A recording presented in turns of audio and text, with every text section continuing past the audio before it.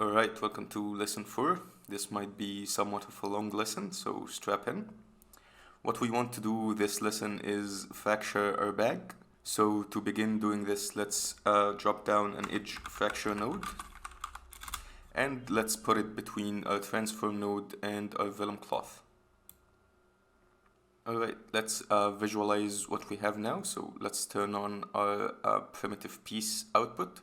And let's click on this visualization pen.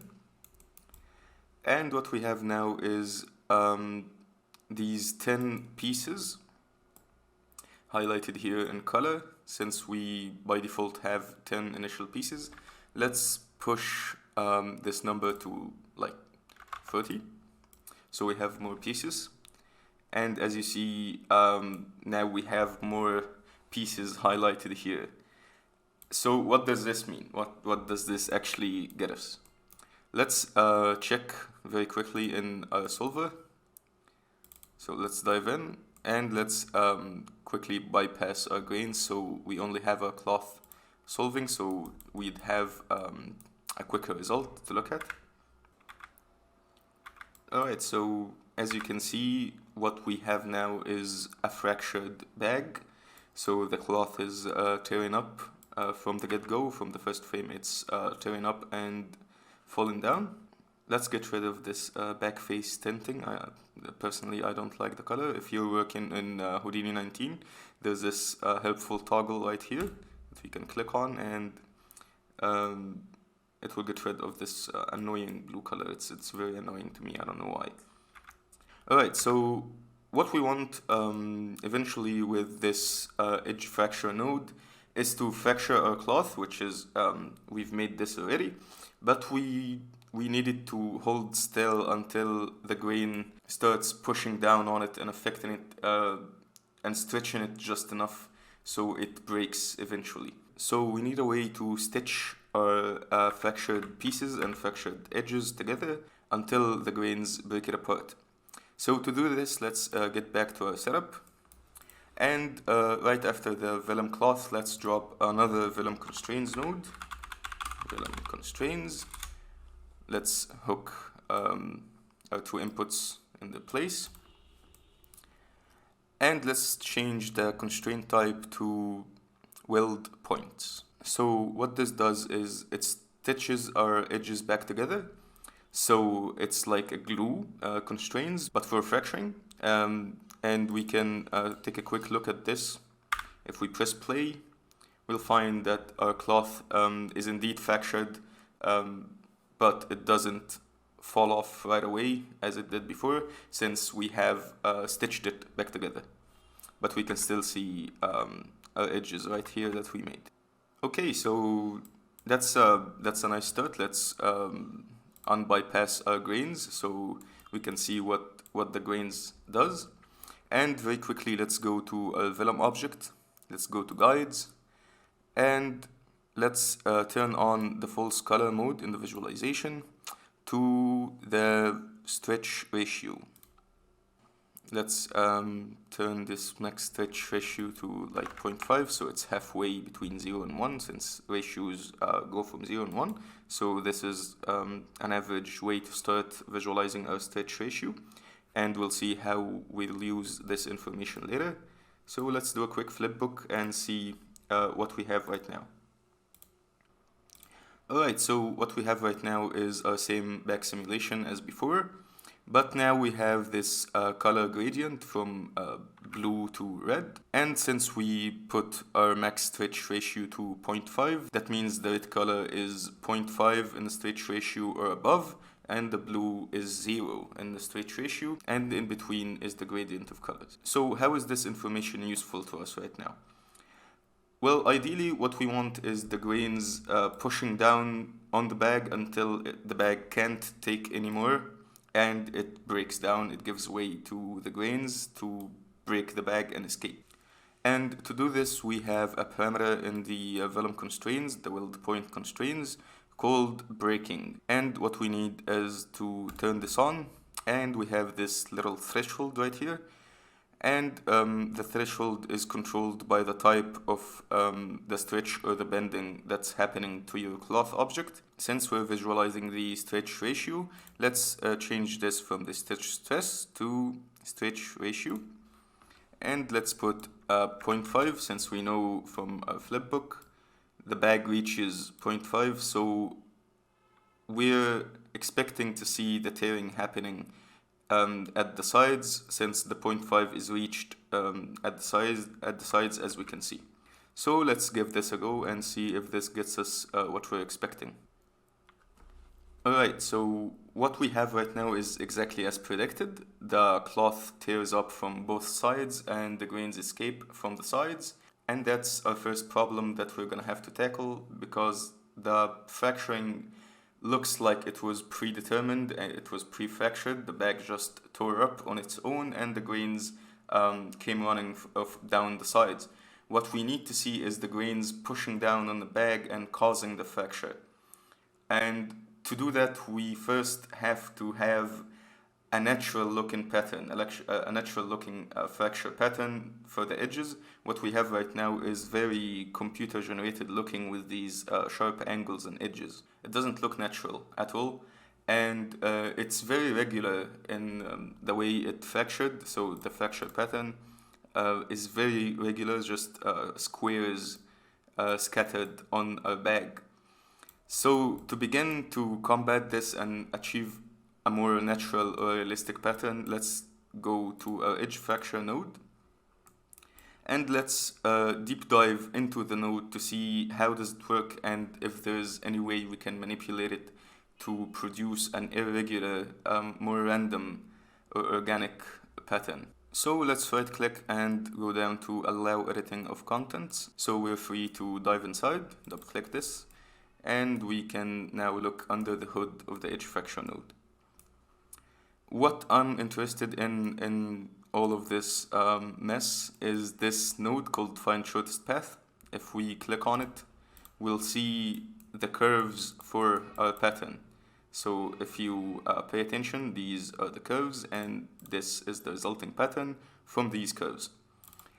So this node basically generates the curves used for fracturing.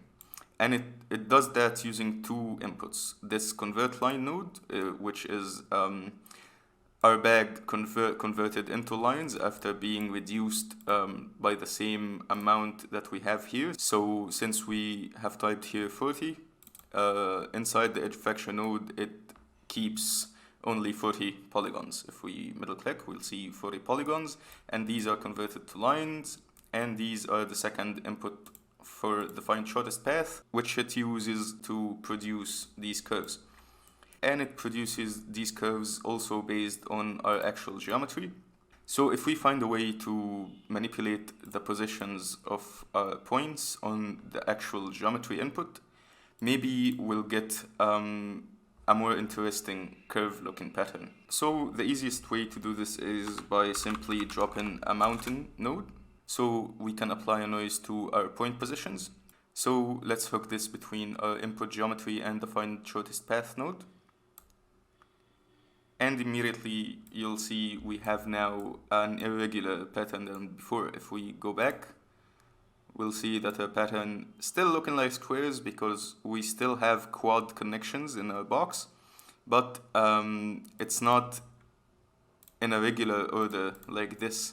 It has a more of an irregular order to it. We can play around with our element size and our amplitude for our mountain to get different results. So what you have now basically is an asset that produces infinite edge fracture patterns based on the element size and the amplitude you put in your mountain.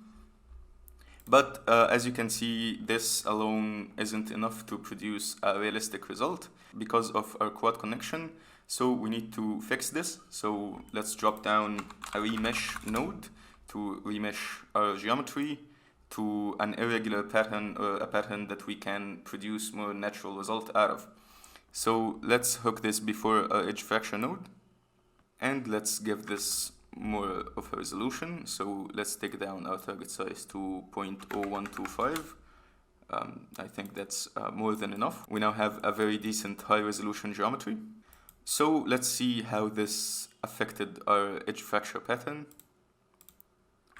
Okay, now we have something more natural than before, even without our mountain. If we bypass this, even with the default looking edge fracture pattern, it looks much more than before. This is what we had before, which is some boxes scattered on our bag, and what we have now is something that you would expect in real life, more or less.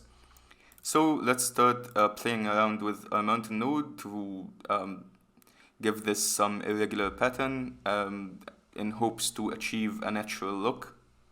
And actually, I already played around with this a lot, and I made a lot of different results before starting this tutorial, so I know exactly the numbers that produces the result I want. But feel free to play around with the numbers and do a lot of versions and pick up your favorite one at the end. I think it's great fun, and it's very and it can be very informative to how this node works and how many different types of fracture patterns that you can produce, and you will begin to see the difference between 3D generated patterns and realistic patterns, and how can you manipulate that best to serve what you need to achieve in your personal projects. So let's kick this to 1, and for the element size I found this number to be best, and for offset I offset it by 126. Alright, so you see what we have now is a very irregular looking pattern. It's much more natural looking than we had before. We can play around with the remesh. We can take down the iterations number even lower, so we can have something different, something like this, which has more fracture down the bottom. So if the bag tears from the bottom, we'll have more cloth fragments to look at. Let's take the initial pieces up as well, so let's say 45 pieces. And I think that's a good point to stop and see what we have now.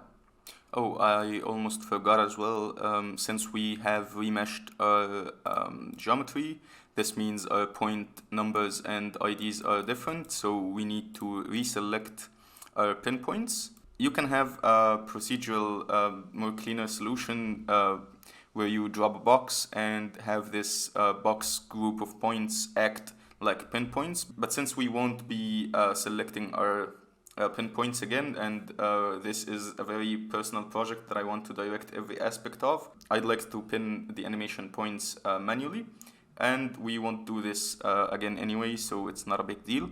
So I've picked my points again, and this time I made sure to do it in a more precise way than before. You can pick your points in any order you'd like. You can have it suspended from just the angles. It will get you an interesting look as well.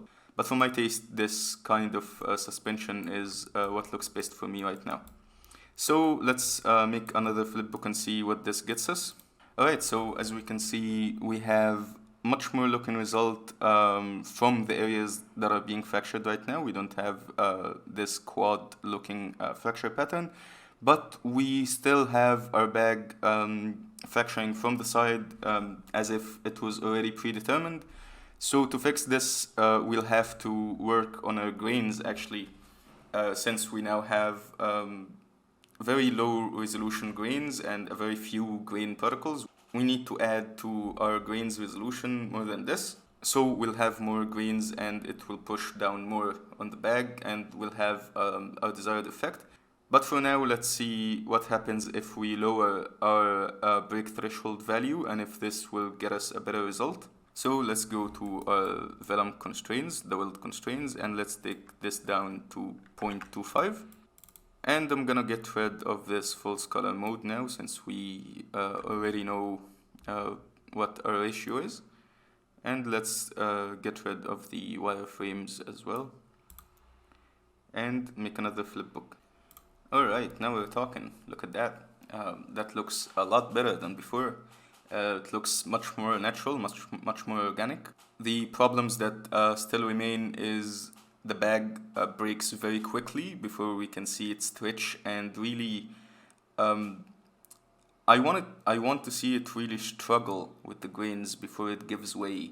I want the bag to stretch very far until it can't take it anymore, then it breaks. So we can see that stretch and that force, it will make it look a lot better. And the grains are very low as well, as I've said. You can see right now, even before it breaks the bag, we can see the default pattern of the grains. Since the sprites are too big, the point scale is too big. So in the next lesson, we'll push the quality and the resolution of the grains further, a lot further. We'll work on adding some variation to our sand as well. All the sand we have right now is dry sand. I like a mix of dry and clumpy or wet sand. So we can see how we can achieve this as well. I know this has been kind of a longer lesson, so thank you for making all the way through, and I'll see you in lesson 5.